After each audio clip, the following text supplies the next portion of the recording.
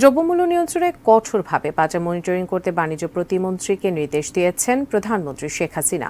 সোমবার মন্ত্রিসভার বৈঠকে এই নির্দেশ দেন তিনি। বৈঠকে বিশ্বের শান্তি প্রতিষ্ঠায় অবদানের জন্য বঙ্গবন্ধুর নামে পুরস্কার দিতে নীতিমালার অনুমোদন দেওয়া হয়। পুরস্কারের আর্থিক মূল্যমান $1,00,000। আরিফ জামালের রিপোর্ট। প্রধানমন্ত্রী শেখ হাসিনার সভাপতিত্বে সোমবার তার কার্যালয়ে মন্ত্রিসভার নিয়মিত বৈঠক অনুষ্ঠিত হয়। এতে নির্ধারিত এজেন্ডার বাইরে বাজার নিয়ন্ত্রণে কঠোর মনিটরিংয়ের নির্দেশ দেন প্রধানমন্ত্রী। বৈঠক শেষে সচিবালয় মন্ত্রিপরিষদ সভাকক্ষে অনুষ্ঠিত ব্রিফিংয়ে মন্ত্রিপরিষদ সচিব মাহবুব হোসেন এ তথ্য জানান। কিছু কিছু পণ্যে বাজারে সাপ্লাই কোনো ক্রাইসিস না সত্ত্বেও পণ্য মূল্য বৃদ্ধির যে প্রবণতা দেখেছেন এবং বললেন যে খুব কঠোরভাবে যেন বাজার মনিটরিংটা শুরু করা, সেজন্য উনি সুনির্দিষ্টভাবে বাণিজ্য প্রতিমন্ত্রীকে নির্দেশনা দিয়েছেন। মন্ত্রিসভার বৈঠকে বঙ্গবন্ধু শেখ মুজিবুর রহমান শান্তি পদক নীতিমালার খসড়ায় অনুমোদন দেওয়া হয়।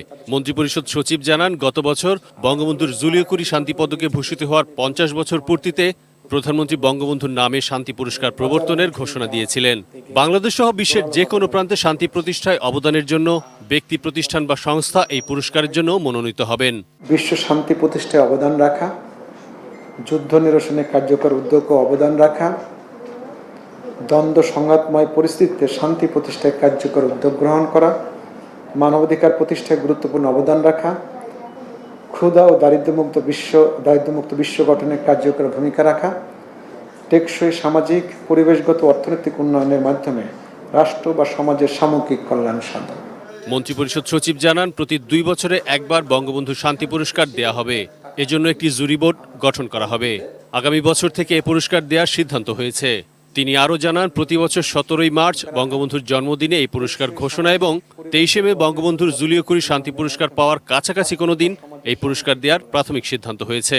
এই পুরস্কারের দেওয়া হবে 50 গ্রাম ওজনের 18 ক্যারেটের একটি পদক এবং $1,00,000 সমমূল্যের পুরস্কার দেওয়া হবে এবং একটি সনদপত্র দেওয়া হবে।